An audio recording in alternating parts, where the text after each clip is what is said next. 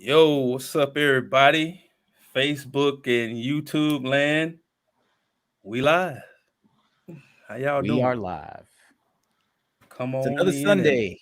Another exactly. Sunday with us. Yeah. That's right. All of us. There was no other co-host here. Nah. What are you talking about? Yeah. I don't know nobody named Mella. But she's working an event at the Atlantic City Boxing Hall of Fame. So shout Yeah. out to them, to Mela.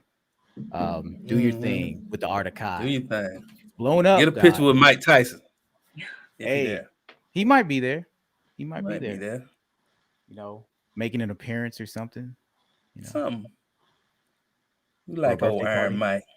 Iron Mike is a docile killer right now. He's very easy to talk to lately. If you unless you piss him off.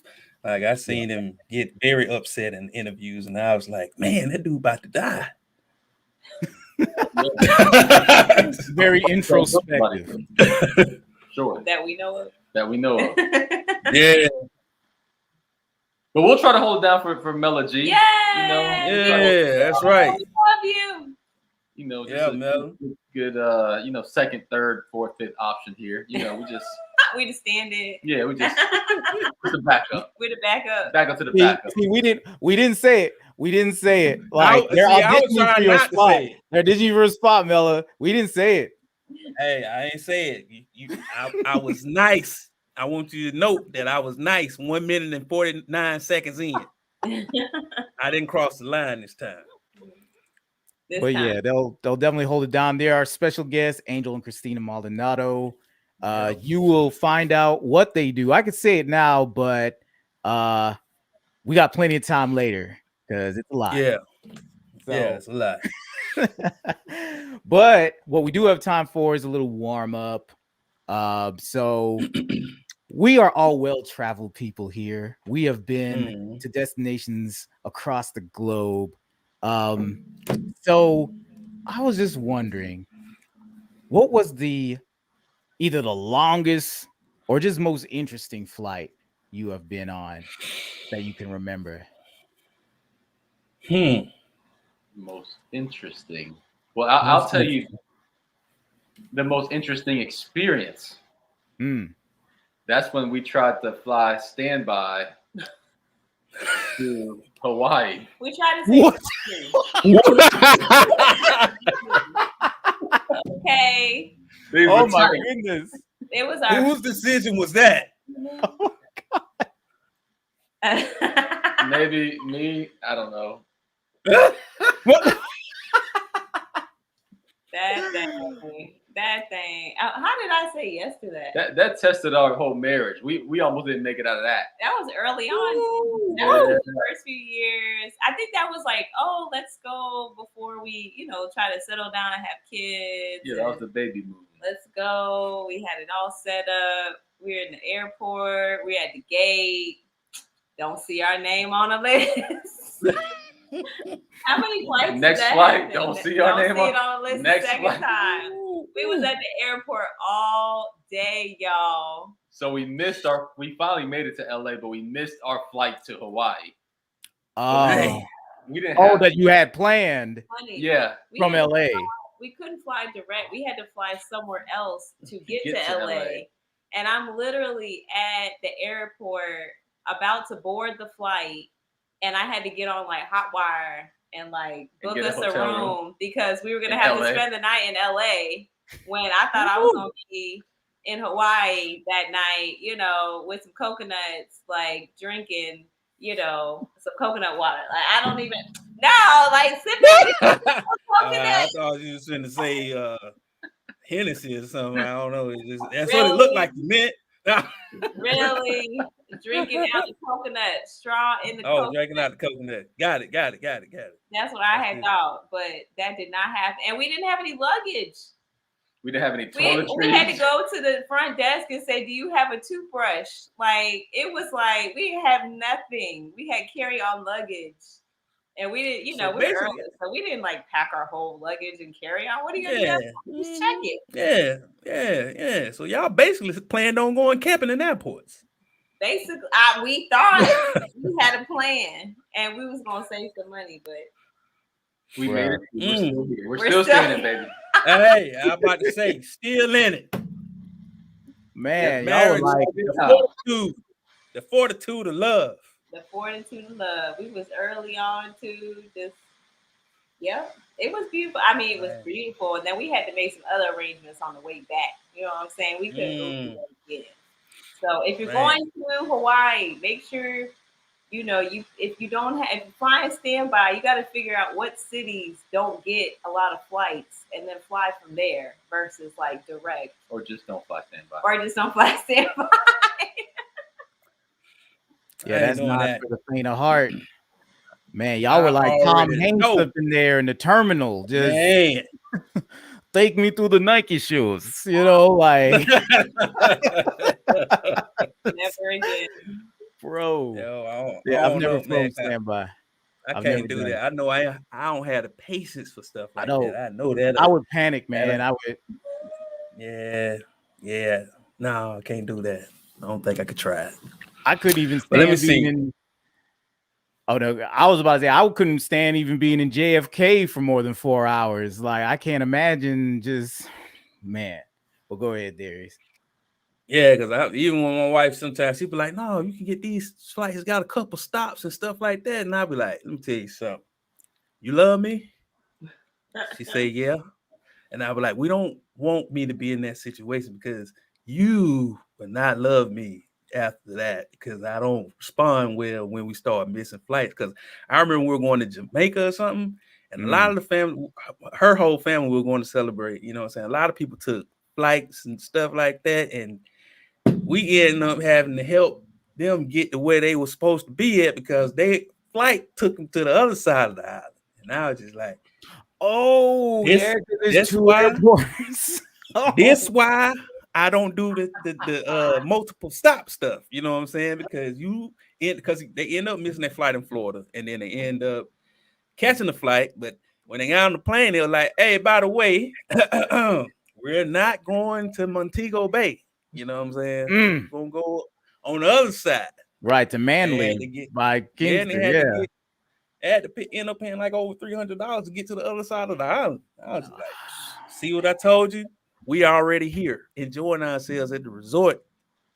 You know what I'm saying? We had to did that. We would have been over there with them, and I would have swam back to America. I want to know how often you ask your wife, "Do you love me?" If you love me, you don't want me to be in this situation. So therefore, this is why we need to do like that. Feels like a little marriage tactic that you have used.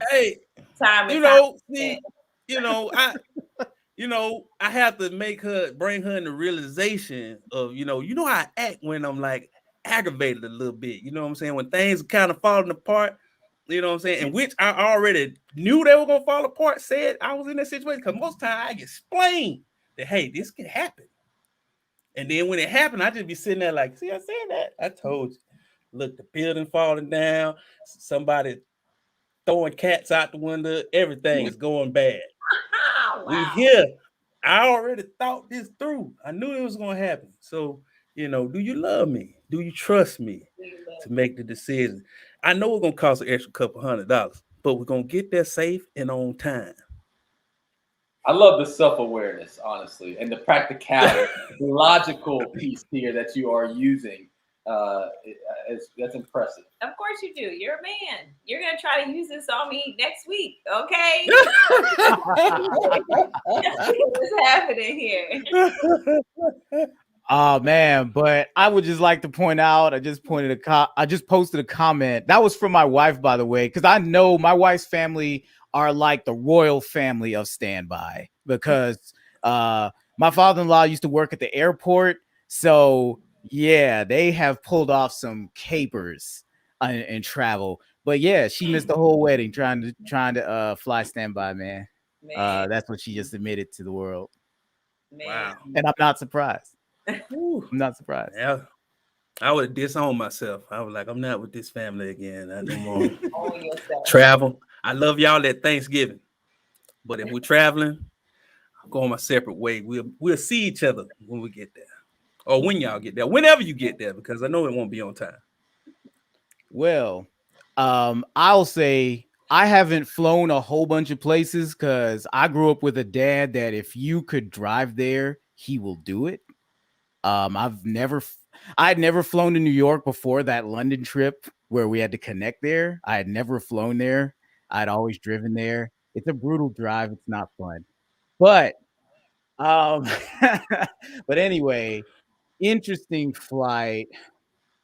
Longest flight is definitely from New York to London. That just felt like it was forever. It felt like 8 hours. I don't even remember how long it really was. It was long. Interesting flight was probably 10 years old. Me and my little brother, he's like 7, and we're flying to Jamaica. And see, we were sent as unaccompanied minors. Okay. Yeah, so that was interesting to go to a foreign country that you haven't been to since you were like 3 months old. Yeah. But they had to do it that way for whatever reason. So our parents packed a whole bunch of stuff, like some familiar food, because they knew the Jamaican food was going to be an adjustment for a 10 and 7-year-old. So you pick, cereal and hot dogs and stuff like that. And the only thing was the hot dogs, it's a frozen meat. It's kind of a problem. You know what I mean? Like, or they made it a problem. So when we got to Jamaica, we were getting our stuff checked in or whatever, and they told us we can't let you have the frozen meat. And I was like, wait, what? What are you talking about? Like, but I'm 10. Like, I'm not gonna argue with somebody like that in a foreign country. Like, I didn't know any better. I told my uncle that, and they was like, Steven, they took your lunch meat and fed it to their family. Oh, yeah, that's what happened. Yeah, it was just like, oh, he got the Oscar Mayer wieners. We had these over here. Finna go and take these my kids. You say, hold up, is those part tops? We in here. But they don't talk like that, but But it's just like, welcome to Jamaica. So yeah, and pretty soon all my cousins, they ate up all our cereal too and stuff. Yeah, y'all know you did it. If you're watching this, man, y'all did it. Y'all got shut down over there, man. So yeah, that was a culture shock. We were there down for a whole summer, so we got real acclimated to what grandma cooked and stuff like that. It's a real experience. So I mean, that's definitely the most interesting flight because it's without my parents, and we got you got to see your culture and then got robbed. Like there's just like welcome, come on in, my brother. Come on in. They welcomed you in, but you can't take what you want. Okay. They said you got old lunch meat in here, ham and all kinds of stuff like that. Gonna make plenty of sandwiches off you. Yeah, basically. They probably had the munchies. Did they try to sell you weed in Jamaica when you got there? When we went on our honeymoon, the first thing was everybody was like, I mean, yeah, for real. Like, for real. On the stairs, and they're just like, I'm like, I'm good. Like, everywhere he went. I mean, probably because I was 10, maybe not, but I'm about to say they might have left you alone. They're like, nah, not yet. Wait till you're 11. If I go back, probably, I haven't been since I was 13. Yeah, because when we went, you know what I'm saying, right before the shutdown, because we went to Jamaica February 2020. Yeah, and then we got a dude pulled out a whole bush out of a bag. I was just like, this dude got a trash bag. He was like, and I was just like, I'm looking around like, hey man, what you doing? And he was just like, I was like, nah man, son, I'm good. You know what I'm saying? Cause I was just like, dang, he just poured it out. Like I was looking like, man, he poured it out like you've been pulling out cotton candy or something. Everywhere. I didn't feel safe right then at that point. I was just like, man, that scared me a little bit. From America, man, you can't do that. Oh man! So. But I remember me and my brother, we would fly to Puerto Rico, and there were some loose kind of rules back then. I mean, I don't think they cared about kids back then the way they do now. Because I'm saying like just to put us on that flight. Number one, number two. In Puerto Rico, the people can't be there like to get you off the plane. So we had to make our way to find my dad. Oh snap! They just dropped you off at the airport. Like where the drop off and the pickup is. Like we're having to find our way through the airport. Like, man, I hope I remember what that dude looked like. Like, is that does he still look the same? Like, sure, yeah, for real, that's a real thing. Yeah, man. Because I'm telling you, like, hey, man, I tell people all the time. Back in the day, our parents either trust us or they really didn't like care for real. Like they're just like, hey, man, because I was a latchkey kid. You know what I'm saying? So we came home. It was just like, hey, empty house. You know what I mean? And people that looked out for us was the most unsavory people in the world, according to society eyes. You know what I'm saying? It's like, hey, we got people that was on drugs looking out for us. Like, hey, just came over here to check on you. Mom told me to see if you was okay. Like, all right, I'm finna go do what I was doing, but I'm like, hey, never mind. You know what I'm saying? Thank you, Mr. Tom. I appreciate you. Oh man, yeah, definitely, because it'd be years between going to somewhere like Jamaica, right? And some people never leave. Like, you're always going to see them. So yeah, you're looking at the airport. They could have like a gray beard by now, and you don't. Man. And then they could say they're anybody. So they teach you as a kid, like don't ask for are you such and such, because then they'll be like, yes, I am. Yeah. What? Y'all didn't get the little Delta wings? Yeah. We did. Yes. Yeah. What did that do for you, though? That? Yeah, I'm about to say that didn't keep feel people off of you. Made you look like you didn't come here. Oh, you're not from here. You got the Delta wings. Yeah, see, that might have been the wrong move. That might have been the wrong move to rock those wings as a kid, like unaccompanied. Yeah. Oh man, you wear some nice clothes or something like that. Exactly. Even they tell you like, hey man, don't go over there with nice clothes on, nice shoes, man. Like, or just touristy stuff. Don't go over there with like touristy things. Yeah. Yeah. Don't go over there with nothing that say Nike on it, polo, nothing. You wear plain t-shirts. You know what I'm saying? White or black. Yeah, man. Wear some Jabot jeans or something. Like today, like send your kids across the country. If you send them alone, put Jabot jeans and a long white t-shirt on. They'll be safe. Dude, like I don't want that. Like, they still wear that in America. All right, we are nice and warmed up now, so we're gonna get y'all to that intro that y'all love so much, and we'll see you at the other side of the bump.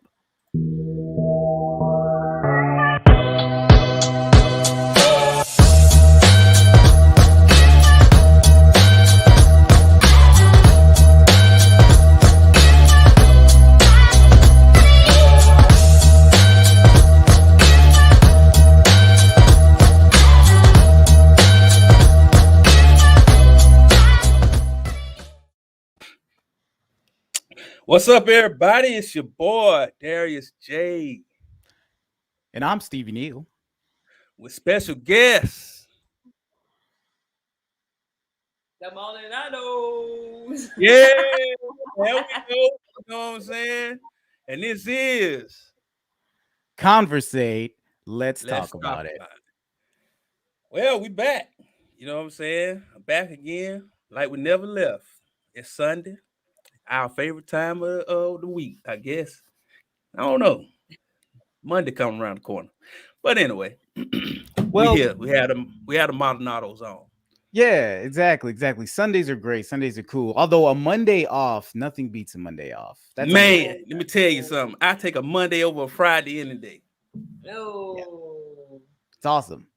Yeah, Mondays off is better because you know it's a day you're supposed to be at work, but you're not there. You're not. That's great. Yeah. So we here, guys. You know what I'm saying? We're gonna be doing an interview with the Maldonados. Help y'all get to know them. You know what I'm saying? If you don't know them already. For our two listeners, we got 2 listeners in China. I have not quite learned how to greet y'all yet. I've been still working on it. I can't pronounce none of that stuff right. So I'm gonna get on here and make a fool of myself. Yes, dude. At this point. But yeah, we're gonna get into our weeks, guys. How you been living? We're gonna start with our special guest. So yeah. How y'all? Can we first talk about? Let's talk about it. Can we talk about how everybody has nicknames but us? I mean, Steve. Oh wait, Steve, Darius. We're Angel and Christina Maldonado. I mean, come on now. Like, I feel like we need some nicknames. Let's see. Put Angel as Pastor of Disaster and I like it. I knew you'd have one for me. That's gonna be my new ad. That's gonna be my new handle. Ain't nobody got that. I promise you that's open. That's free and available. Look it up right now. Look it up right now. I'm gonna look it up right now. And put Christina as the fittest mom. ATL. I like mine. See, she does have a nickname. Fit Mom. ATL. Yeah, you already got one. You can't pre-install. That was easy. I just rolled off what you already created. Oh man. Nah, whoever in the comments, that is a bad nickname. Let me tell you something. What? Pastor Angel. We ain't doing that here. You know what I'm saying? We Southerners, but we know how to talk right. We do not shorten our words and misspell them here. I don't think. I need to hear some more nickname. Okay. Christina can be Chrissy A. They call her Chrissy, so that's not too far off. Yeah, too far. Very close friends call me Chrissy. Oh man. I did have a couple nicknames back in the day, you know. Yeah. I got a couple too. You know what I'm saying? What was one of your old nicknames? Pastor Disaster? You know, the first one I had was Il Puerto Rock. That sound like that great. was high school. Il Puerto Rock. I like it. Great. Then I had another one. I had a few. I had Chico. You gotta hear Chico. call him that back in the day. Chico. I feel like Chico. Any Spanish guy that hangs out with black people has a Chico nickname. Black people. That's true. Chico. You know what I'm saying? Like, so I was that guy. So I got Chico. And then in college, I was JoJo or Joe. Really? I wonder why they call me Joe or JoJo. Why? Angel. Joe. Oh, so they just took the E out of well. Hey, yeah, Miami. Yeah, I'm about to say Miami, baby. Miami Angel. Wow, man, that's not crazy. Jill. Joe. Yeah, say mine was black. Mine was Black Jesus. I don't know how I got that. I do know. Well, I do because people's like, you always make stuff happen. You know what I'm saying? I was like, yeah, okay. I don't know how I feel about that, but you know, I feel it. You know what I'm saying? It's a little crazy to me, but you know, yeah. Yeah, my grandma had so many nicknames for me. I don't even want to say them. Them is kind of rough. You know what I'm saying? One of my homeboys that watched the show, he know it because he often called me that when he trying to get on my nerves. Yeah, D. You know what I'm saying? I consider what people call me half the time a nickname because a lot of people from where I'm from has never called me Darius. They call me Derek. Most of the time, yeah. People where I'm from, they don't call me Darius. They call me Derek or Jackie's son. Oh, okay. Yeah, that's what I get known as. They be like, "Oh, that's Jackie's son." That's Jackie's how I know. son. That's the name. Jackie's son. Yeah, Jackie's son. Mm-hmm. All right. The only nickname I've really had was in 7th grade. I used to be in a rush all the time, going from class to class, and I wasn't afraid to run. You know, a lot of people were just too cool to run. I wasn't too cool to run, so they used to call me Turbo. I can see that. Yeah. So, Turbo. Oh, Turbo. yeah, so that's the only nickname I've had, really. Exactly. I was about to say Crush Groove. But Oh man. all right, let's get into these questions, Steve. Yeah. I just wanted to see what everybody's up to, you know, with the how you living. So we're gonna start our special guest. Like, what's been going on this week? Celebrated birthday. Oh, yeah. That's right. Happy belateds to you both. Yeah. Yes, that's right. My wife was 2 weeks ago on Friday, 2 weeks ago, and I'm 2 weeks older than my husband. Yep. Oh, okay. Okay. I'm man. 2 weeks. 2 More weeks. mature. I like them young men. Okay. Oh. Right. Yeah. Hey. So we had a good time. We had a good time celebrating.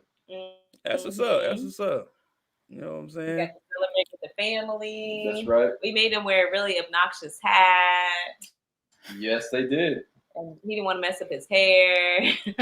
Oh man. Man. Got to stay clean. Got to keep the cut fresh.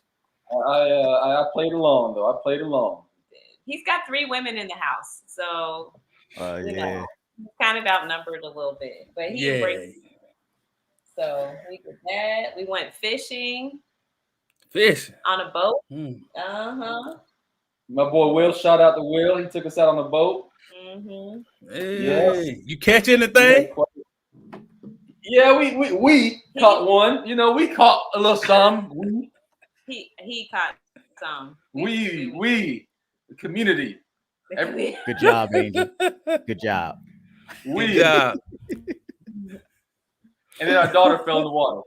Yeah. Oh. Right. And she just fell in. But you know what was really great about it? She fell in and she was like, I got to get back to that boat. Okay. Like I was going in, but then she and then when she got in the boat, then she was like, ah! But I like how she responded. You know, she responded, what do I need to do? So. That means she's a fighter. Yeah, she kept on her flip-flops the whole time. So that was pretty impressive. Almost saved the fishing rod because she was casting. She tried, but you know, it was either her or the fishing rod. I pulled her out. And good choice, honey. It was a tough choice. The fishing rod and my baby girl. All that training we put in, no, it came. I'm like, you know how to come on. You know how to. She was about to jump in. I said, you know how to swim. Come on, swim to the boat. No use in having more than one person wet. You know. Hey, that's a father for you. Hey, calm down, everybody. You know what to do. Okay, she got a life jacket on. That's right. Memories. We're making memories. I'm about experiences these days. You know. That's good. True. You know, I'm like, honey, what do you want for your birthday? I'm good. But he just wanted, like, you know, to be able to do what he wants to do with his family. It's like his So that's good stuff. Yeah. Good. So it was a nice end of the week, you know, because you're working, you got a lot going on. It was a nice opportunity to celebrate this guy right here who we love and appreciate, especially in these days, man. Every day. Every year is a gift. I'm like, thank you, God, for my husband. So,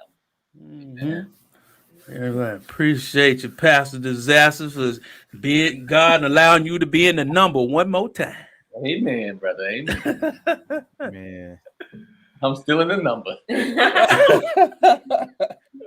And like one more question about that. Like, So did y'all plan your wedding accordingly, since your birthday is in one date, to have your anniversary like at another date, or you didn't? Because that's what we did. Our anniversary is between our birthdays strategically. Oh. Yes. Just so that there's my birthday, we have an anniversary, and then it's her birthday, but did that go into it? Like, since y'all are basically twins. Ours are nowhere near our birthday. So our anniversary is in March, and so I don't know, we're like a big numbers person. So like Angel's favorite number was 3 and my favorite number was 2. And so we were like, oh my gosh, like we're supposed to be met together because we like the same numbers that are right next to each other. And so we got in March, which is the 3. We got married the 12th. So we put the 1, which is God, in between the 3 and the 2. So that's 312. And then we got married in 2005, and 3 plus 2 is 5. Y'all see how we did that? Yeah, I see that. I like it. Blown away. That's some real thought. I ain't putting no thought in the house. And then it's almost 6 months from your birthday, so it's kind of works like that. So 6 months, and that's multiples of 3 and 2. 3 times 2 is 6. 3 times 2 is divided by with the 6 to the 8th power. Yes. Oh man. So nowhere near. I will say his mom, though, her birthday, her anniversary are on Valentine's Day.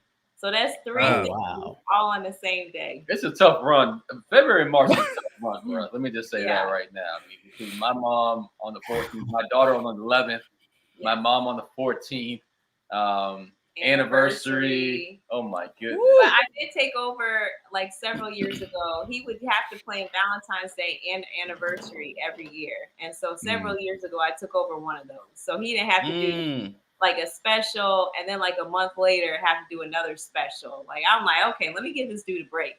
So in the beginning, I think he was like, okay. And now he's like, so which one you taking this year? So we had to get smart with that. That's good. That's good. Very helpful. Thank you. How you living, Stephen Neal? Well. I'm just first of all preparing for a trip to Alaska. I'm going to Alaska, man. Like it feels like you're almost going to a foreign country just because of how far away it's gonna be. But yeah, just planning stuff out. Like, okay, what's our check bag situation? What's gonna be our carry-on situation for like a 5-hour flight? They ain't gonna feed us, so we gotta kind of take things into account and stuff like that. Or at least I don't think they will. But anyway, so yeah, man. And also just strategically, I'm working from home as much as possible leading up to this trip. I ain't trying to take chances, you know what I'm saying? Like I'll go certain places, you know what I mean? I'm, church is cool, even though we were rained out today. And then one of our teams got baptized yesterday. Hey, congratulations, Layla. Yeah. Yes, 15 years old, got baptized yesterday, had a nice little shindig afterwards. So yeah, I'm gonna go to that, I mean? But other, I'm not gonna go into the office because I'm in a cubicle. Like my wife has an office she can lock herself in, you know what I'm saying, basically to kind of keep herself safe. I'm in a cubicle, so I ain't gonna commute 45 minutes and put my trip at risk for nothing. So yeah, I feel you. That's good stuff, Steve. Staying safe. Well, I try. But how you living, Darius J? Pretty good. Can't complain. You know what I'm saying? Like life is great. You know what I mean? School is taxing. You know what I'm saying? I realize how much I don't like studying. You know what I'm saying? But it's cool. You know what I'm saying? Everything going in the positive direction. Just got put in the honor society. Just got part of the technology leaders of America. all kinds of stuff like that. Oh. Been good stuff though. You know what I'm saying? I found out, I have reclaimed my genius in life. And it's been good. It's been a good experience. You know what I'm saying? It's just I've been having a lot of encouraging things happen. You know what I'm saying? And I feel like it's a lot of things that God has allowed me to reclaim. You know what I'm saying? Like I feel like just like being able to go back to school, being able to complete this degree. A lot of things that I gave up on in the past, I've been able to, you know what I'm saying, go through and accomplish. You know what I'm saying? This is one of my goals to accomplish because I want to switch my career. Because my career currently it keep me up from night to night. You know what I'm saying? Like I don't have like a lot of time. You know what I'm saying? So I was just like, might as well just switch my career. You know what I'm saying? What better time than now? And the pandemic kind of like been helping it because, online school is a thing. You know what I'm saying? It's been easy to do, been easy to transition into, and just I feel like it's not a better time to do it than now. Yeah, wife been very encouraging through it. You know what I'm saying? She always allowed me the space and she give me the encouragement to become the person that, you know what I'm saying, I've been praying to God to become. You know what I'm saying? And God been allowing me to do it by giving me grants and all kinds of stuff like that and giving me great professors, you know what I'm saying? And just been having a lot of good talks with people. And it's Mr. Mike at my job. He's a very encouraging guy. He reminds me so much of my grandfather. Like and sometimes I have to look at him and be like, man, look, like my granddaddy, you even smell like it. But you know what I'm saying? Because he's been a very good guy to have in my corner. You know what I'm saying? We ain't been knowing each other long, but he has been encouraged me to, you know what I'm saying, just to make sure. I don't know. I just feel like I have a lot of encouraging pieces. You know what I'm saying? Through everybody that God don't introduce me to, from past, present, and future. You know what I'm saying? All the friends that I have gained and stuff like that, they really been coming through for me and encouraging me and keeping me fighting to accomplish my goals. You know what I'm saying? And keeping God in the middle. Amen. Amen. Yeah. Love these how you livings from you, sir. They always lead to this place of going a little deeper. What I mean, if you remember, Yeah, I feel a you. little deeper. Well, yes, well done, well done. So we have the Maldonados here today, and anybody with 4 different social media handles, you got to talk to them about all that. So we're gonna go right into talking to them. You know what I mean? Mm-hmm. Excited to get into this. So we'll just introduce them as a couple. I mean, as a couple, you're gonna see them modeling, with the family too, I might add. Yeah, exactly. You know what I mean? It's Beautiful a family affair. So beautiful family. Angel's done some acting as well. He was in a Coke commercial with David Robinson. Look that up. You know what I mean? Now that I've given you it, it was hilarious. Among other things. But also he is our lead evangelist. Do we still use lead evangelist? Do I just say pastor? Like either one. Hey, he passes the disaster at the Path Church. He the man that bring the word. He come through with the heat. Hot, not stopping, won't stop it. Praising the Lord every day of his life. I need that intro every Sunday. Every Sunday before I come out. And then I need a song. Yeah. Oh my God. And then I'll get Chase to loop it into like some audio that you can take with you all the time. Oh man, but then Christina is the first lady, the ladies minister. So many other things too in our ministry. I'm gonna miss something. Like have I missed something? All right, that covers it all. Yeah. But yes, she is definitely the woman behind the man. So we'll get into that. So first question is, like, you have a ministry that's been, over a decade now, but we're in a pandemic where a lot of people can't meet, can't get together, can't encourage one another the way they're used to. So just kind of take us through your personal journey, or y'all's personal journey, with the ladies as well. How has that been, kind of shepherding a flock through this pandemic? Like, just some specific aspects that leap out into your mind. The flock has been amazing.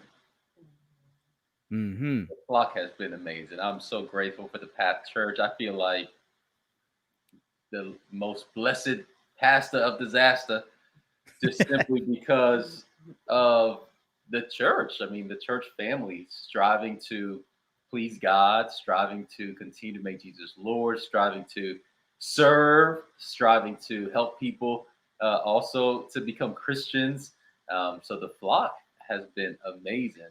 Shepherding in this pandemic has been tough from the beginning, because there was such a sharp turn of events in such a quick period of time.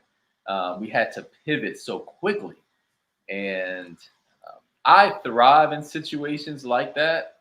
And I was on 10. I mean, I definitely was like, boom, boom, boom. What do we need? Trying to see,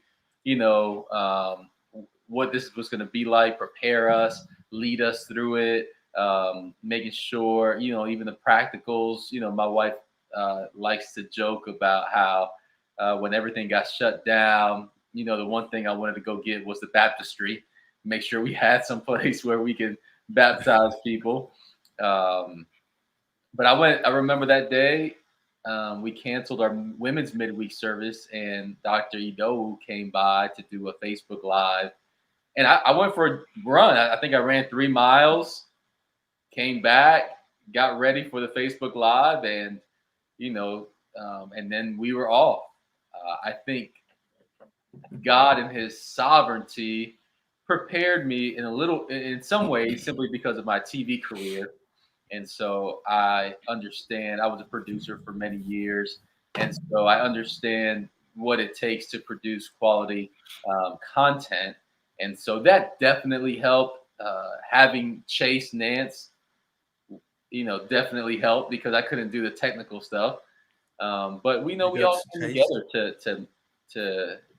to not to survive, but really to thrive in many ways. Yeah. Luckily, the challenging part has been just the new variant, and I got hopeful that we were on the other side with the vaccinations, and we were moving towards that direction, and then boom, you get hit again with the cases rising, the hospitalizations rising, and it just kind of knocks you off your feet again, and hits me. So had to battle through that, and come to terms with and be at peace with, okay, this is where we are again. And so let me go back to some of the things that helped me in the beginning, which was finding my hope in God, looking forward to heaven, and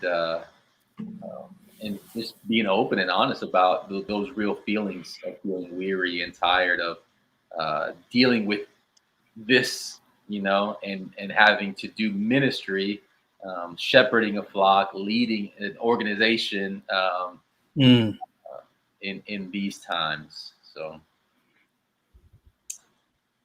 Yeah, I think for me, I have a little bit different personality than Angel does. So he thrives in those situations, and I do not.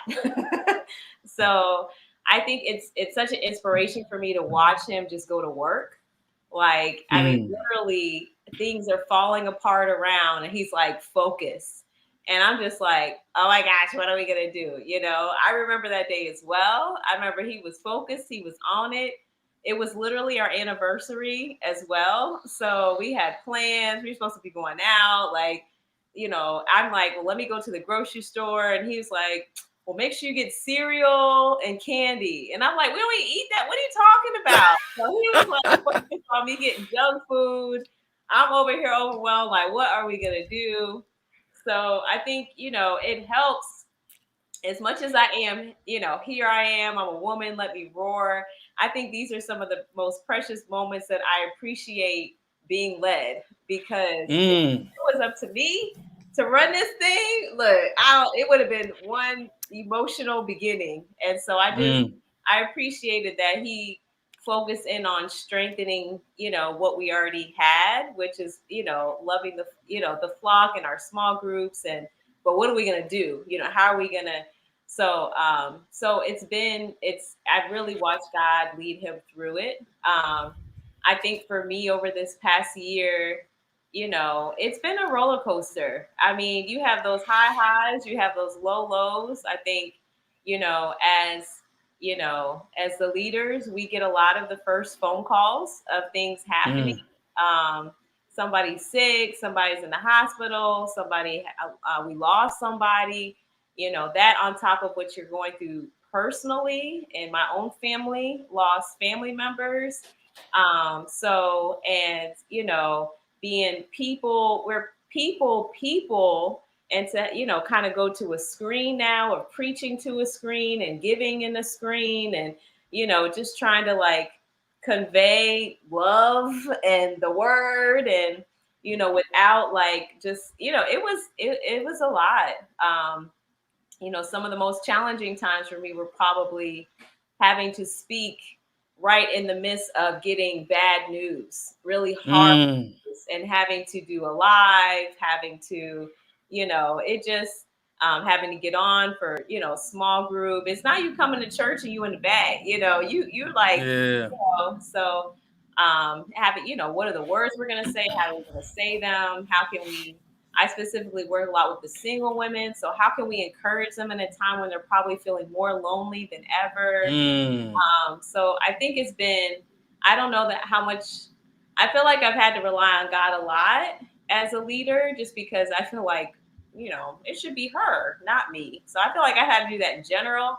But this year, it was like, definitely, I'm like, God, this is going to have to be you, because it's not going to be my personality. It's not going to be how spiritual I am. Like, it's going to have to be you. But I definitely appreciate, like I said, my husband leading the way. I appreciate some of the older men in our leadership team letting him do that. Like, social media, we got to do this, this, and this. They didn't even always understand it. They're like, let's do it. If this is your thing, let's do it, So I appreciate all of that. But it's been a lot for sure. And I'm grateful to watch God work in ways that I haven't, in years previous. So we have an incredible staff that we were able to come together as a team and meet the needs and serve, and get encouragement from one another. So, I mean, if it wasn't for the team that we have, our staff, our leadership team, then, the ways we were really able to glorify God in this time just would not have happened. So, in what ways do y'all rank teamwork? You know what I'm saying? Like, what would you rank teamwork of? How would you explain the best way that teamwork could come into play? You know what I'm saying? In this situation, because a lot of things happen. You know what I'm saying? Like over the past 18 months. You know what I'm saying? Like, and you said team. You know what I'm saying? And when your team work, the dream can work. You know what I'm saying? And so, in what ways do you feel like, what I'm saying, just one, I say, however many we want to explain, but just an instance of how teamwork came into play in this pandemic? Yeah, that's a great question. For us, teamwork is at the top. Teamwork is at the top, and I think it should be for all Christians, being that Jesus gives us the example of, that we are His body, and so right, we are all needed and necessary to accomplish His will, and so it should be big for us as a church, as a community. But for me specifically, just because I've always valued, camaraderie.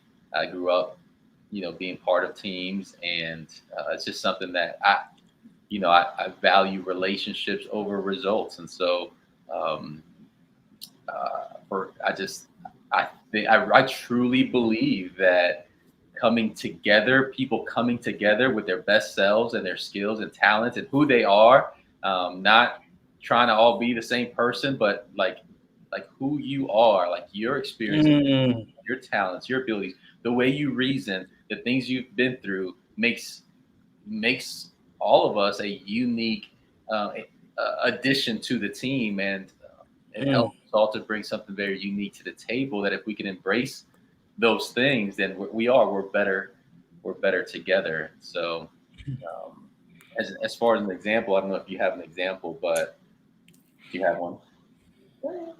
No, I was just gonna say. I mean, even the transition. I mean, everybody, with the pandemic, everybody, did their best. Different people took on different roles. Of course, we had to focus on social media, so we all learned new things and got behind Brianna, with social media, and she took that on, and we had to work together. New teams were formed that weren't there before.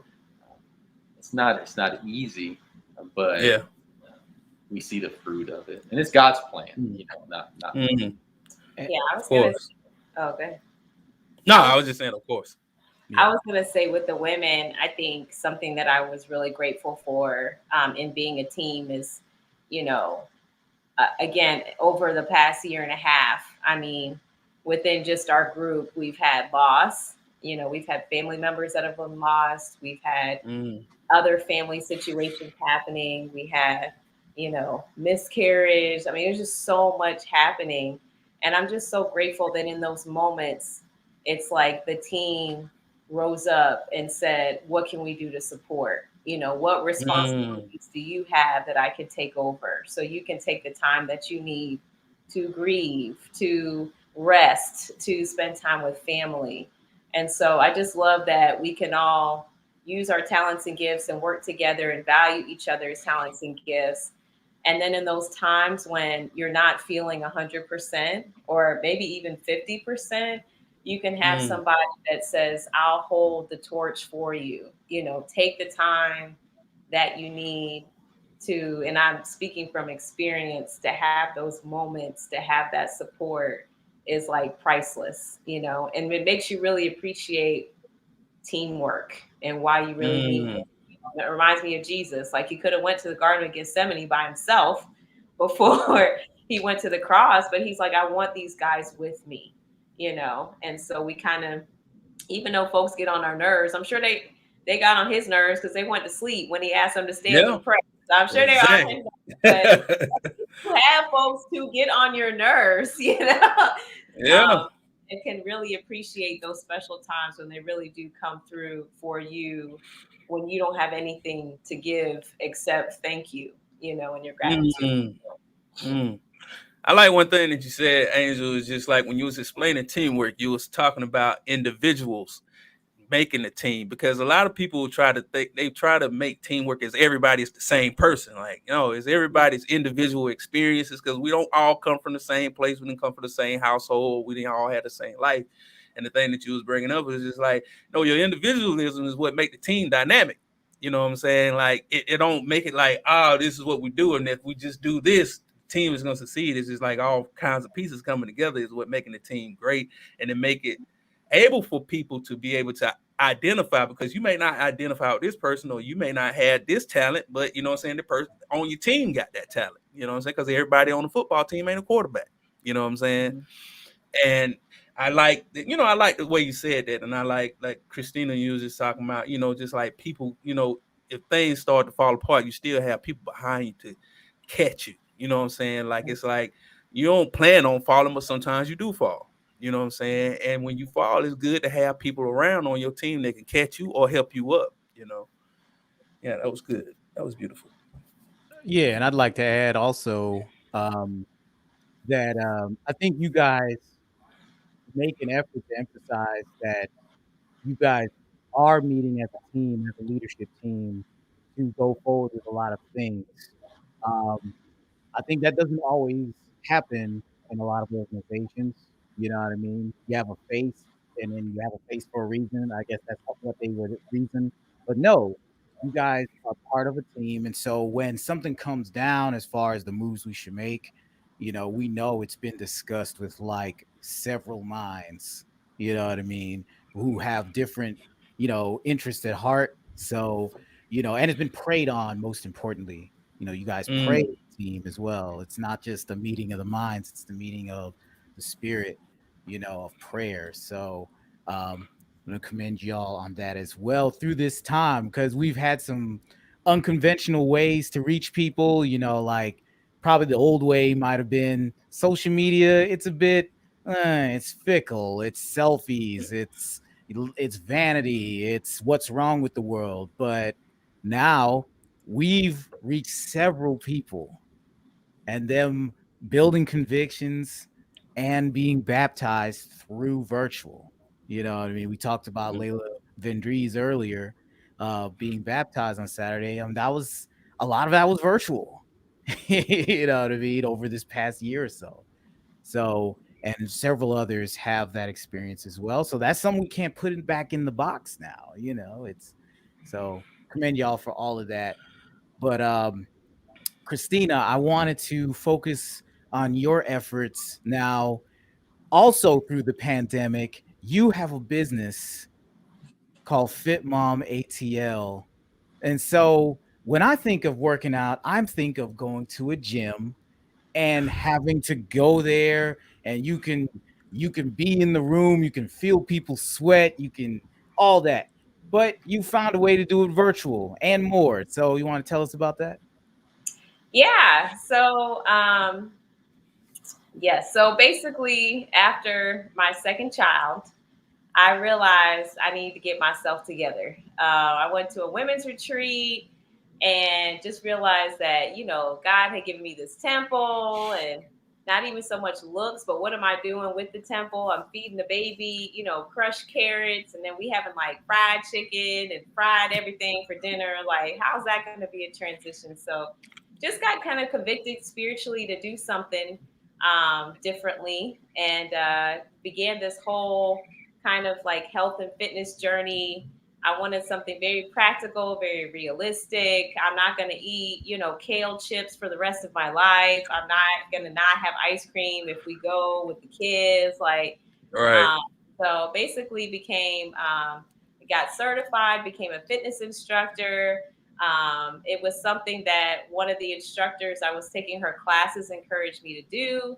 I came home, told my husband about it. I thought it was hilarious. And he said, "No, you should do it." And I'm like, "No, I was just telling you a funny story." And he was like, "No, you should do it." And so he really is the reason that I took the steps to get certified and began teaching throughout Atlanta, conferences, everything kind of in person, really. And so I actually realized how much I enjoyed, I'd always kind of, ministered on this side, but just being able to kind of, meet women where they are and kind of give them and build relationships and kind of talk all things health and fitness, which it could be totally overwhelming for women. So was really enjoying teaching. And then for several years, and then the pandemic hit. And so, of course, I left the gym and was just working out at home. And I had gotten several requests to do stuff online. And what I realized was that actually for the last probably year or two, people had asked me to do a program online, but I'm like, oh, I don't have time. Maybe one day when I get around to it. And so really during the pandemic, I decided to meet, hey, if people want me to do something online, I'll just do a 6-week program.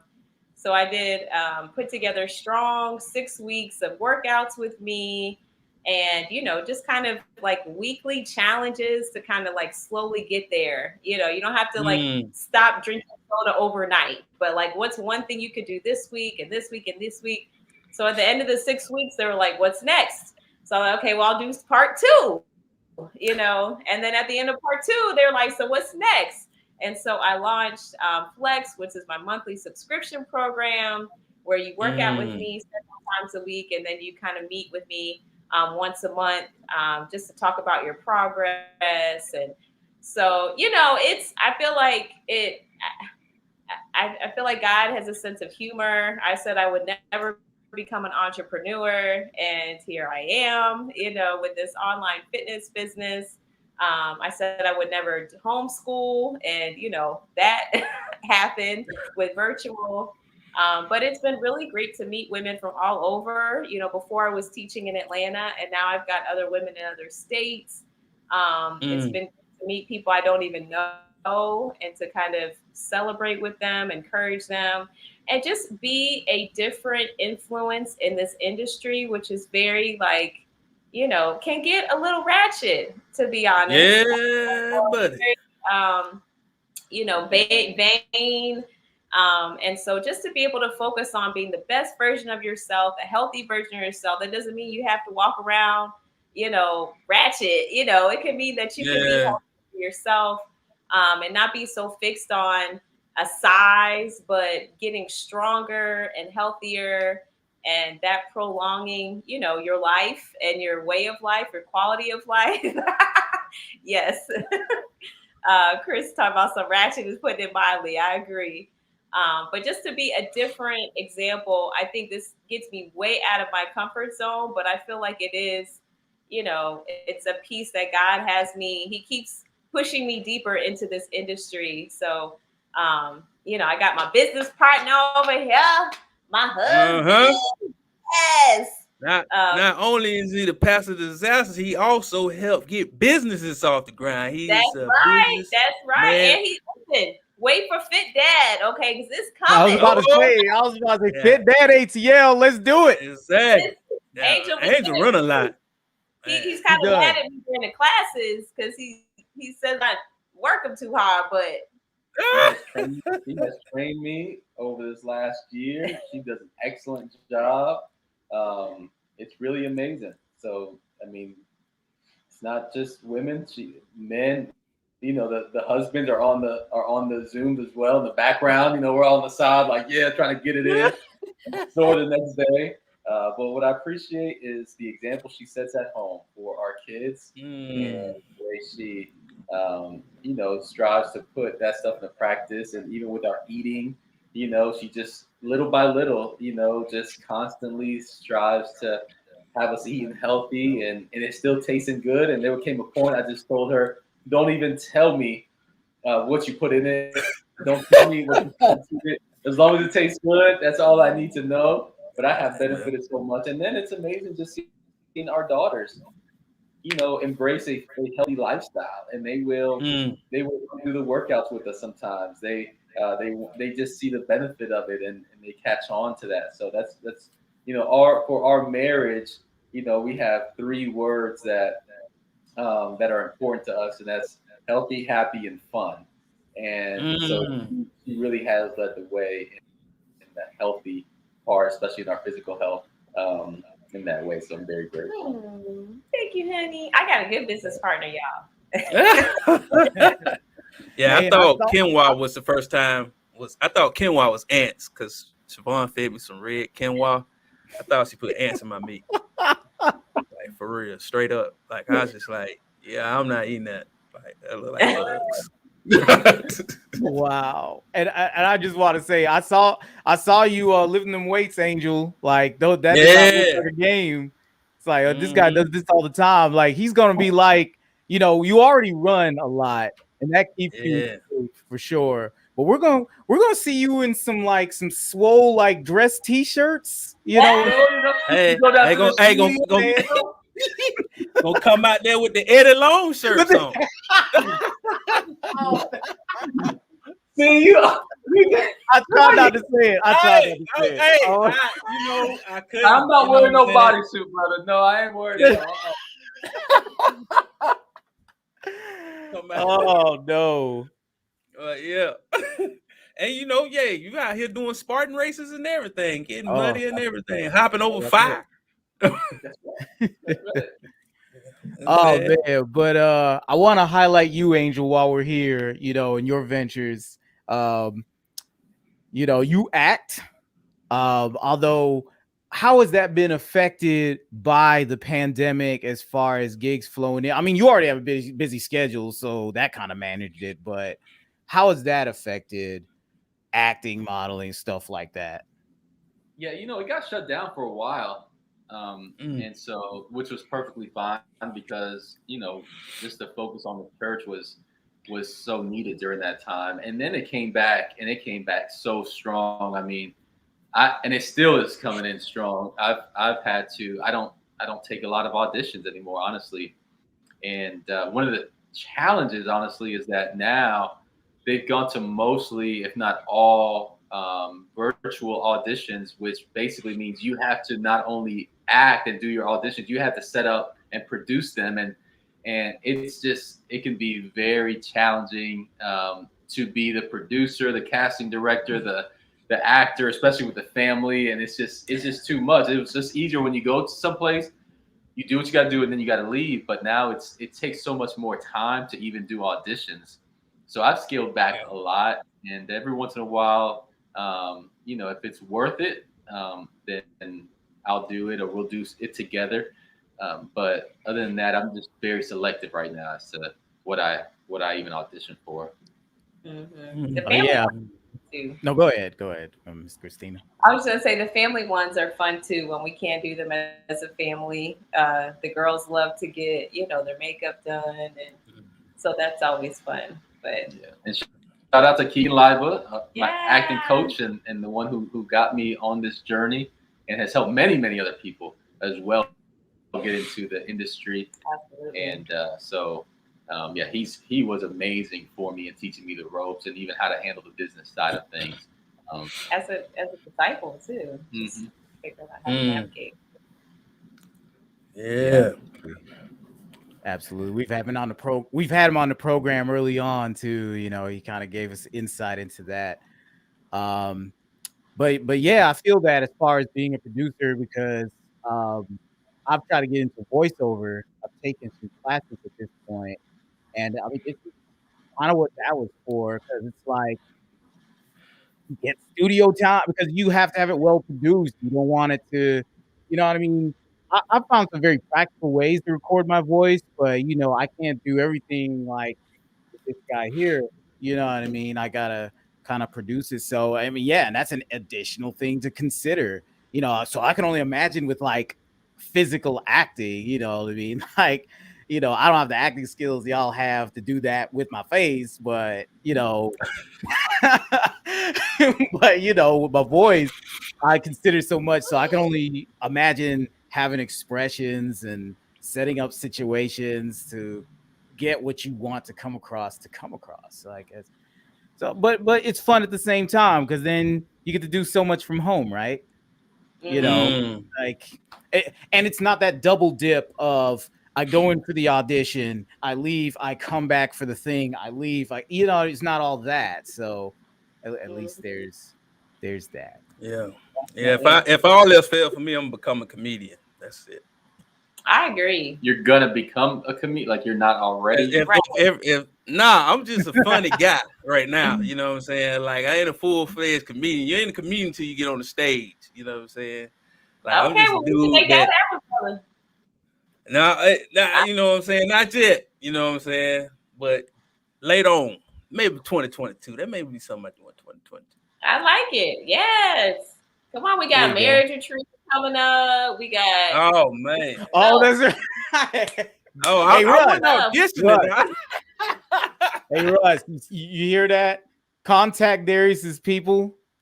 Set that up. Oh man, Russ, you ain't on here.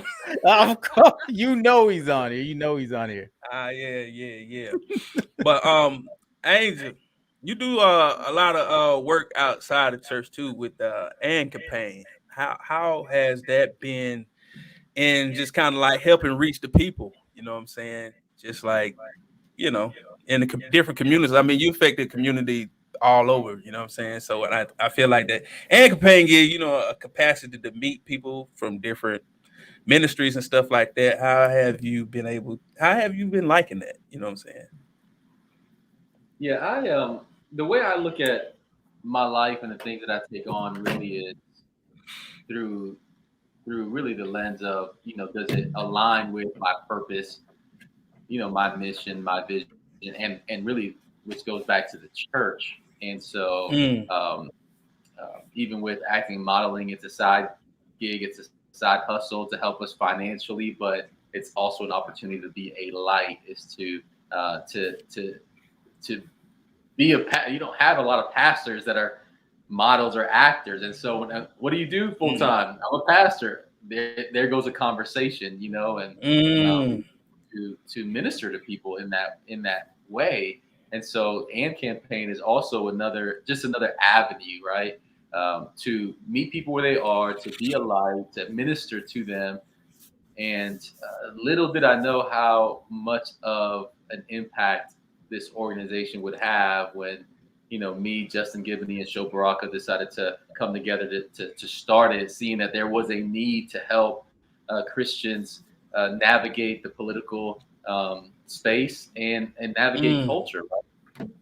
Because we were being pulled to one side or another, and it was becoming so polarized. And this is back in 2015. And we launched in 2016. Of course, Trump was elected then. And little did we know just how much Christians were searching for something like this, where they could really live out their faith, and yet, especially in the public space, right? Make an impact in these areas of government, and through social action and social justice, but through the gospel, unapologetically through the gospel. And we wanted to build a base where true disciples can live out their convictions, and live out their compassion, and have a base so that when the persecution comes, when the challenges come, when people start talking about them, when things go bad because of their faith specifically, then they would have a group of people that say, no, we got your back, so that we can inspire more and more people to take that stand, and to step out on faith, to be a light in a very dark part of our society. Yeah, because I feel like a lot of times, like, I don't know, culture has become a thing. You know what I'm saying? It's like the internet, like it has become a entity. You know what I'm saying? We didn't speak of culture when I was a kid. That was not a thing. That was not something that had to be, like, oh no, I got to make sure my culture is on the display because you got to know where I'm coming from. You know what I'm saying? And I'm just like, I don't remember that being a thing. And just like the internet, and just like a lot of things has come into play that just like people feel like it's separate. You know what I'm saying? A lot of people talk of themselves in sections. They don't never just say this is who I am. You know what I'm saying? Like, I believe in God, and yeah, I got other jobs that I do, but I'm still a Christian. I'm still a disciple. I'm a disciple that is a doctor. I'm a disciple that is a radio host. I'm a disciple that is a rapper. You know what I'm saying? Is people always like, I'm a rapper and I'm a disciple, but I like how, you were just speaking about, like, it's just like, nah, I'm a disciple first. Everything else is just things that I came across and I do, you know what I'm saying? But I'm a disciple first. And I feel like that's something that I liked about the AND campaign as well, because it's just like, just because people are politicians don't mean they're bad. You still could be a strong disciple, strong representative, even in that space. Yeah, it's a lot of darkness over there, but be the light and carry some flashlights with you. Absolutely. And what I love is, I share this all the time, that even though I'm the lead pastor of a church, I'm not the lead guy in everything that I do. I'm not, I'm not, so I've learned how to be a great follower along the way. And I've prayed for God to bring like-minded people into my life. And so I get a lot of joy and satisfaction out of helping other people who have passions and who have dreams that God has given them, and helping them to be their very best. And so when I find people like that I can say, no, this person's the real deal. Justin Gibney, our president, first time we met, I knew he was the real deal. And I'm like, whatever I can do to support you, I want to be able to do that. Same thing with Fellowship of Christian Athletes. I met Coach Cap over at North Clayton High School. And I said, this guy's the real deal. He loves these kids. He loves the community. And we aligned. We just meshed. I said, I'm here to support you. I want to make sure you have what you need. My wife is the real deal when it comes to fitness. I love being able to support her and say, whatever I can do to support your dreams. And because I just feel like as a people, when we have somebody there for us that believes in us and is able to show that and encourage us and support us, it helped me so much to become the man that I am. And so I just want to, pass that forward. And so there's a satisfaction that comes from, man, look what God is doing as just honestly 2 or 3 people, a handful of people just get united around the vision. And I love seeing things get started. I love new things that are born and seeing where God takes it, and campaign now to a national organization who has a voice in mainstream media, who has chapters all across the country. And I'm like, God, you did this? Yeah. A handful of people have decided we're going to work together. That's good. I feel because I feel like that's something that like society don't grasp onto, is learning how to also be a follower. People always want to be in front. You know what I'm saying? People don't understand the aspect of like, hey man, you might not be the head honcho, but you can be still a part of the team and help things come to pass that need to come to pass. It's like God uses every part of the body, even the eyelashes. People don't deem eyelashes. God uses eyelashes so much, people buy them. You know what I'm saying? And you know what I'm saying? The whole industry. Yeah. You know what I'm saying? Like sleeping on the eyelash.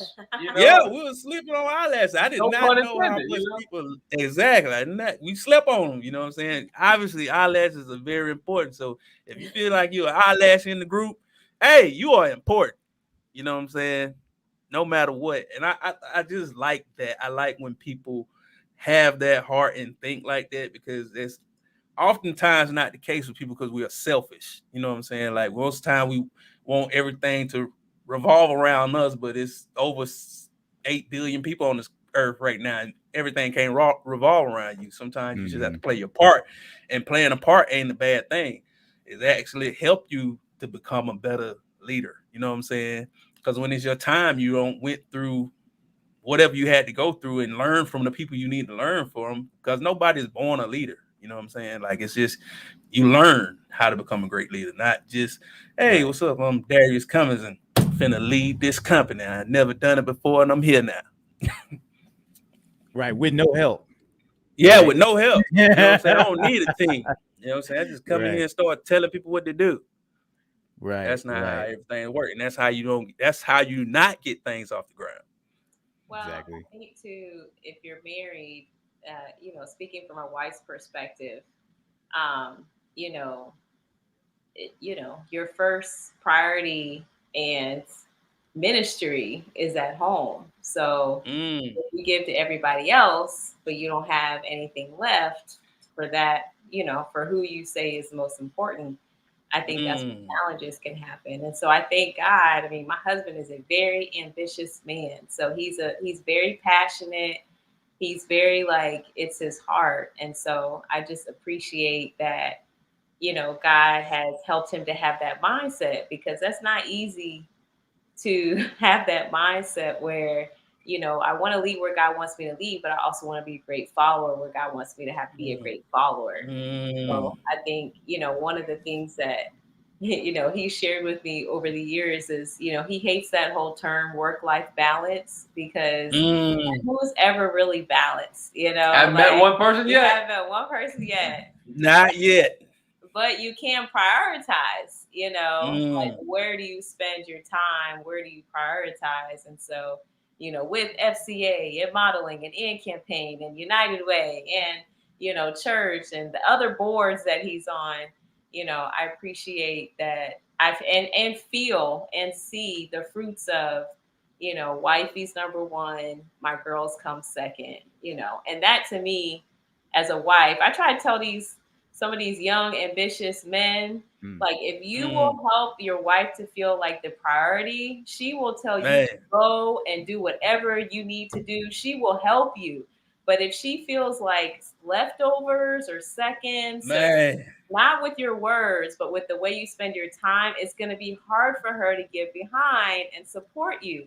So I'm like, if y'all would just take these girls out on dates, like whatever it is that she can prioritize, then listen, there's nothing. She will be your ride or die. Okay. So I be trying to tell them, okay, like, because it's been, I mean, we've been married 16 years. So I just, oh my goodness, so grateful that he's to this day. And he's had to at times say, wow, I have taken on too much, or listen to mature men in his life that say, brother, this may be a lot. You may want to think about it. And so he's had to let go of when he takes on too much. And that can be okay. It's not a failure. It's not you weren't strong enough or wise enough. It's just been made clear.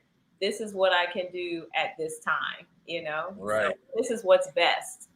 So my wife will help me with that. Hey. But that's true though. That's true, man. I'm like, hey, at any point, if what I'm doing affects us, then I'm willing to let it go. Yeah. And I think that's the other piece of it that I've tried to fight for is the surrender of this is the things I take on are a blessing, our privilege, our opportunity to serve, but they're not everything. I don't get my value from these things. They don't make me a better person. I struggle every day. I battle every day. I'm a sinner. And so I try not to. I fight not to have that an unhealthy connection to success, to the even positions of influence, things like that, and just use them as a way to serve. I've not always been there. I've had to fight to get there, and it's taken time to mature to that place because I grew up with a chip on my shoulder, wanting to prove everybody wrong. That this little teeny Puerto Rican kid from Kissimmee, Florida, can make something of himself. And slowly God continues to strip away all the unhealthy motivations, and it has to go back to why do you do what you do? It has to be because of Jesus. It has to be the cross. It has to, because if not, those things just the hard things, the things that take sacrifice and servitude are just not going to work long term if it's not, for me at least, if it's not about Jesus. But my wife is very, very helpful in because we take these things on, right? I can't do these things if my wife is not supportive, is not taking on things herself to allow me to have the time to do certain things, right?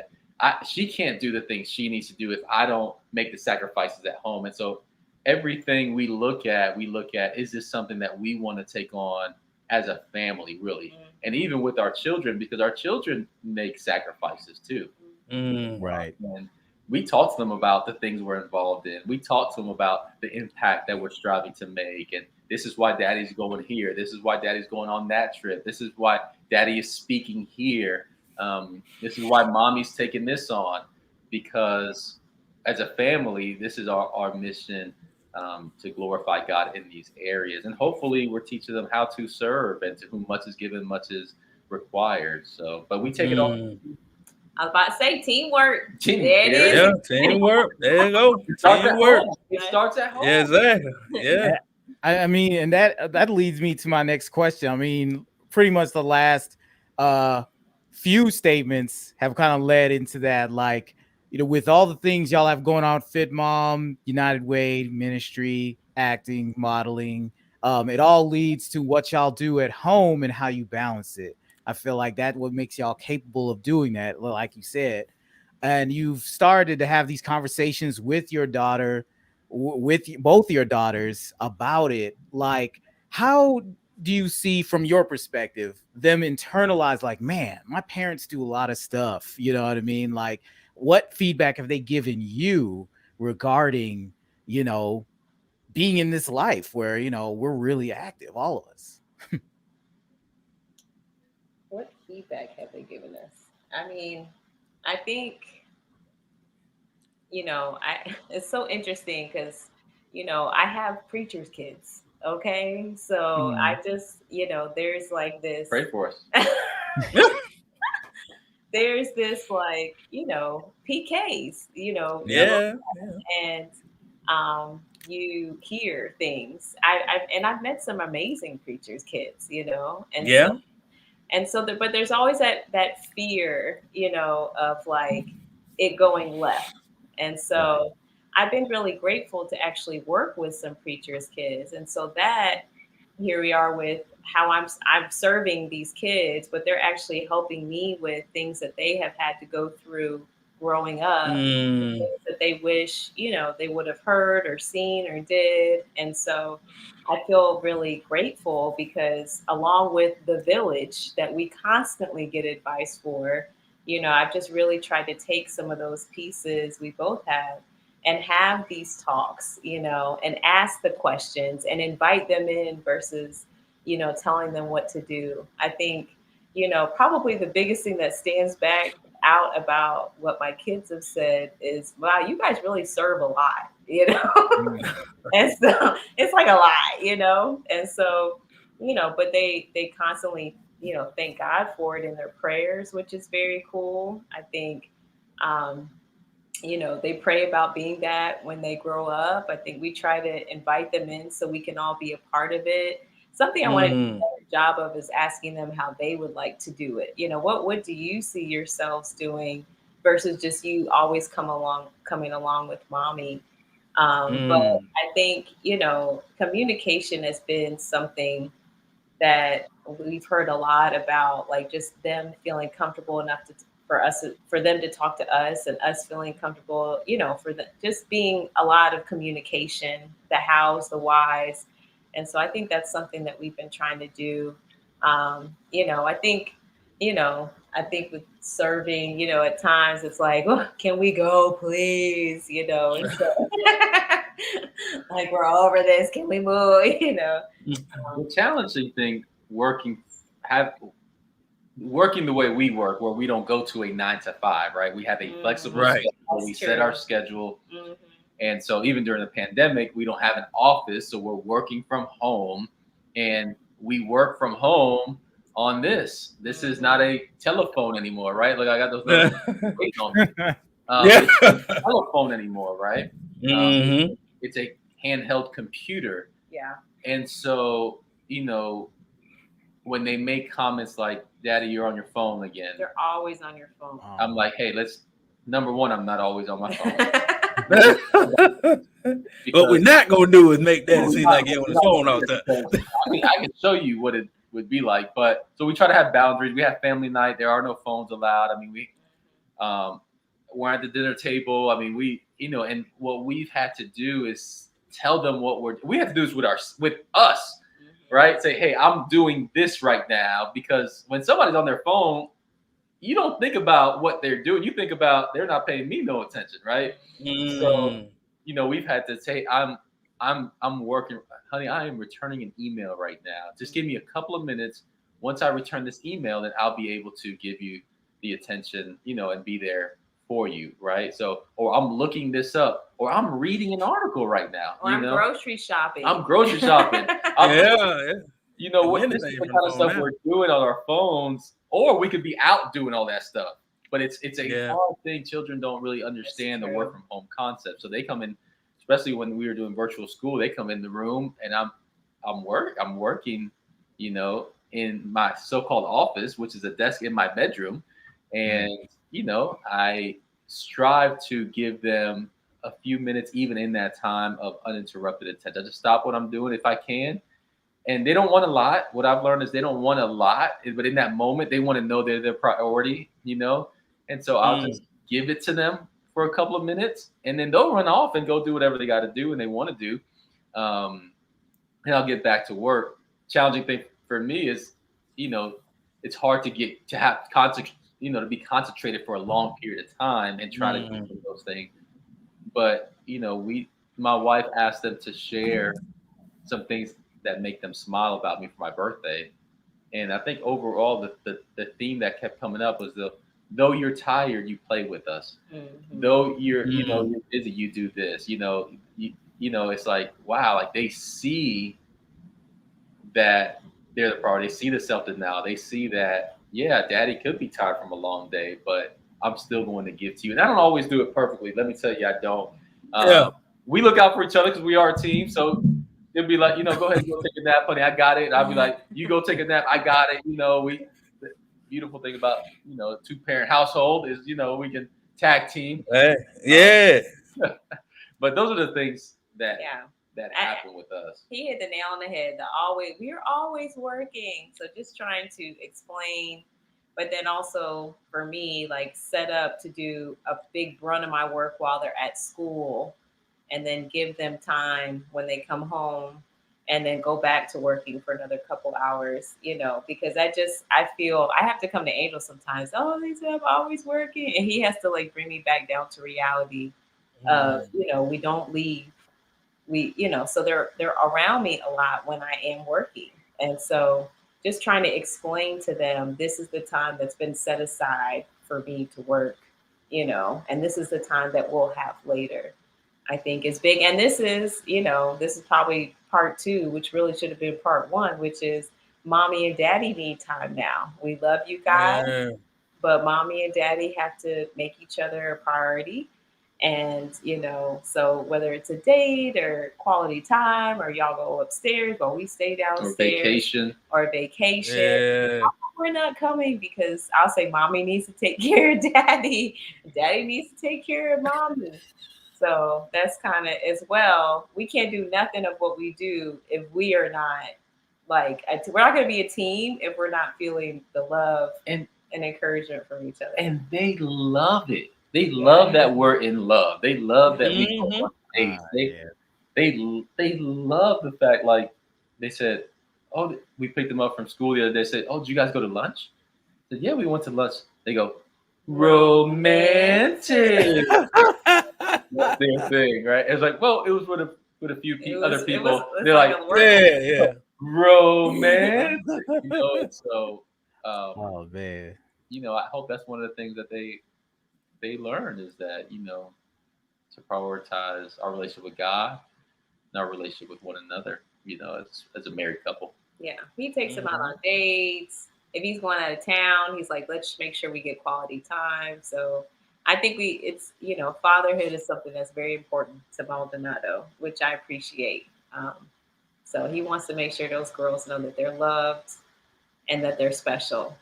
So I don't know how they're gonna find one like daddy, man. It's gonna be tough. Okay. Hey, making it hard for y'all youngsters out here, man. Thank you, honey. Make it hard. Make it really hard.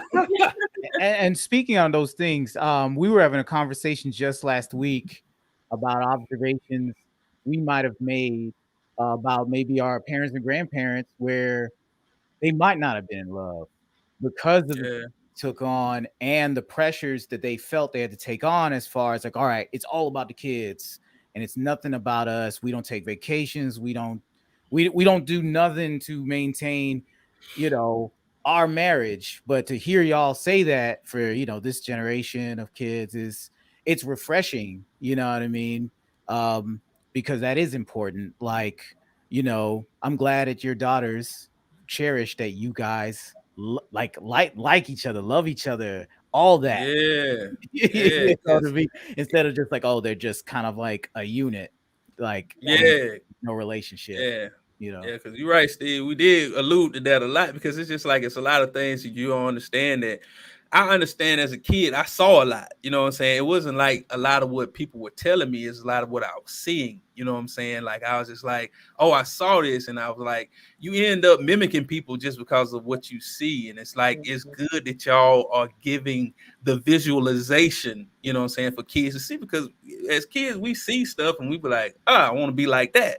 You know what I'm saying? And it's just like a lot of people fail to they like, I feel like the older generation, some of them, not all, some but all, they give words but don't give examples. You know what I'm saying? Like they'll tell you, don't do this, but then they go turn around and do it. You know what I'm saying? And I was just like, that was very counterproductive for eyes and minds to see, because we're just like, well, it must be okay because they said not do it, but they went and did it. You know what I'm saying? And just having, knowing that there's a lot of families out there like that. Like I go to church with people that have a lot of families like that. You know what I'm saying? Like, and it's just good to know that the generations coming have great examples and have pillars to lean on. You know what I'm saying? Going forward. Yeah, well, we've been people like, how do you do it? How did you get there? We are products of what it looks like when you get a lot of help with your marriage, with your parenting. We did premarital counseling. We've had the same couple in our lives for 16, 18 years out the whole time we've been together. So we are not magical. We get help with our kids from our village. That includes our parents because they know us and they know these kids. So we ask, what did you see? What do you think? What can we change? And sometimes, it hits, like, especially when you're asking the mother-in-law, she's like, I think you need to do this. And I'm like, ooh. But it's like, it gives us stuff to think and pray on. And she's right, So I think, people are like, well, how come you haven't been mad at Angel in a while? Listen, I get a lot of help. And listen, the first few years of marriage, I spent a lot of time crying in D times and discipling times with couples. Like, this is what I'm doing and this is what he's doing. Like, you have to do the work and you got to get the help, because love and being in love is not enough. You need help to navigate conflict resolution, finances, all of that stuff. So look, pastor and first lady are not trying to say, we so spiritual, we just do it. We have gotten a lot of help. And particularly with two people in our position, sometimes we have to go out of our way to get that help. We have to help our friends, like, help us. You know what I mean? Because, you got that crew that's going to tell you no matter what. But then you also have to have those people that you're like, so what do you think? What's your input? Because sometimes people just going to assume, oh, you good. You don't need, no, boo. Give it to me. So I just wanted to add that piece for somebody that think, oh, wow, they so spiritual. They just do all these things perfectly. Hey, we are not given the veil of perfection here. We are humans. I want to make sure that y'all know they are humans. That's why we're having this interview, for y'all to get some humanity behind them. You know what I'm saying? You can't just see them as superheroes. You know what I'm saying? Even Captain America got beat up. You know what I'm saying? Yeah, he got beat up. Hey. Yeah, he got beat up bad. Yeah, but anyway. But yeah, man, we just want to thank y'all for coming on the program. I mean, y'all could be doing anything with your Sunday, especially a Sunday. But you're here with us talking and just sharing with everybody that tunes in, our friends and, people we haven't even met yet, just how this thing works, the input that we get from you guys as well. End of the month, I'll be entering my 9th year. You know what I mean? 9th year married. Darius here also as an anniversary.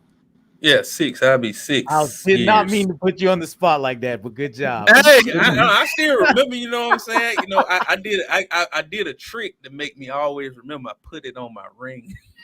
Okay. I put my anniversary date on my ring, so I'm always here. You know what I'm saying? So yeah, but we look to you guys, and like I said, our village of couples. Everybody brings something different to the table, and God just sets it up that way. I think Angel put it best. I don't know anybody who has it all balanced yet. You know what I mean? Like by themselves. Like, I'm just the paragon of balance. Like no, we're constantly balancing that scale in our marriages and our lives. Like, it doesn't stop. So yeah. Well, we want to thank you for having us on the 65th episode. I've been waiting from the beginning when I'm going to get it to come on. 65. And I am grateful to have y'all as members of the path. And one of the things we love to see is our members have their passion projects. And to see you all go after your passion projects, this one specifically, the way you have, has been inspiring. And so kudos to you. 5 seasons, I guess, 65 episodes. That is no small feat. So thank you for living out this passion project, what God has put on your heart. And I mean, the number of people you have reached, the ways you have made an impact is immeasurable. So very inspiring to see the way you all have gone about this. Yeah, and appreciate that. Appreciate that. You know what I'm saying? We like to end our episode with just final thoughts. This is a time where you just either get some tidbits, plug things, or you know what I'm saying, just a little something you want to leave our listeners with and viewers. So final thoughts, Angel and Christina Maldonado. FitMomATL.com at FitMomATL. If you want to get some realistic, healthy fitness to be consistent in your life, to go from 0 to 1, 2, 3 gradually in a healthy and consistent way, FitMomATL is the way to go. Oh, that's so sweet. Well, thank you for all the encouraging husbands out there supporting their wives. Hopefully today was an encouragement to all the married, singles, whoever you are out there, striving to take it one day at a time, just trying to be your best. Hopefully we left you with some encouragement, and definitely shout out to the whole crew who we love. I appreciate their friendships. We appreciate the comedians in them, all that they do to serve, and their wifeys that support them. And Mella, we miss you, girl. We miss you. Hopefully I held it down for you. Yeah, Mella, you almost got replaced, but it's all right. We'll take you back. And please check out the church. Check out the church, thepath.church. Check us out on Instagram at Join the Path. We would love to connect with you, meet you where you are, and serve you in any way that we can. So check us out. We'd love to have you. Yeah, and campaign too. Check them out. There's a lot going on. Yeah, there's a lot going on. You know what I'm saying? Appreciate it. Final thought, Stephen Neal. Well, just glad we had this conversation, because I think we're in different stages of the marriage game. 16 years for the Maldonados, like that's tremendous. Yeah, Y'all got about 7 years on us, but I mean, we've been able to, at this stage of the game, encourage younger couples in marriage as well. So it's always like, a bunch of pitchers just pouring into each other down the line. You know what I mean? And then this type of conversation helps you see the value in that you're constantly being poured into, and then you get to pour into somebody else. That's the way God has it set up. So just grateful for this conversation, being a part of it, and just seeing you guys be parents, for us future parents, you know what I mean? To just be inspired, and then hopefully when we do have kids, be able to have y'all as a resource as well. And like you said, there's certain things y'all learn from other parents, you know what I mean, at different stages as well, that help you with your kids. So just having to be so synergistic, just the way God has it set up. Just grateful for that, and grateful for you guys. All right, Darius J. Yeah, man. I think it was one thing that was kind of just resounding to me in this whole conversation, whole interview. You know what I'm saying? I feel like it was a conversation. I don't feel like it was an interview. I feel like it was just all about teamwork. You know what I'm saying?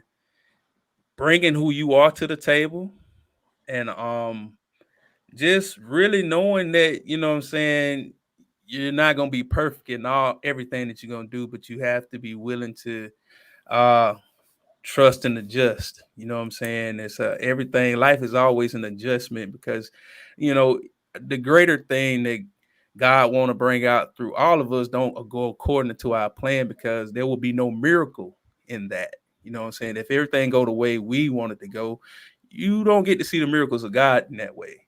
And I feel like a lot of time that's something that we try to force. You know what I'm saying? We try to force what we want to come into play, into reality, and that's not the thing that's going to benefit the masses. It's just going to benefit you, and that's not how God works. I feel like, and that's something that I'm constantly learning. You know what I'm saying? Because even just like this summer, I took on some classes that really beat me to death. You know what I'm saying? Like, and I should have listened to my wife because she told me. She said, "Hey, you shouldn't take that many classes." I'm like, "Nah, man, I'm a no limit soldier. You feel me? I can take these classes and pass them all. You know, I'm a genius." She's like, "It ain't about that. You don't have that kind of time." You know what I'm saying? I was like, "Nah, you know, I'm pretty good." But I wasn't. And I had to end up dropping some classes, and it went, well, it was a stressful summer. That's all I can say. I was stressed out. I got some gray hairs, all kinds of stuff. I was just like through, but I should have listened. I should have took that wise counsel because he wasn't the only one that told me, but I was just like, nah, I'm strong enough to do it all. And I feel like I'm going to force this thing into fruition. It didn't work out. You know what I'm saying? But I learned a lot, which is what God always provides us with. All our lessons are blessings. And I made it through, you know what I'm saying? And I feel like just having, people around, friends around, things that everything that God has given me, you know what I'm saying, has been just great.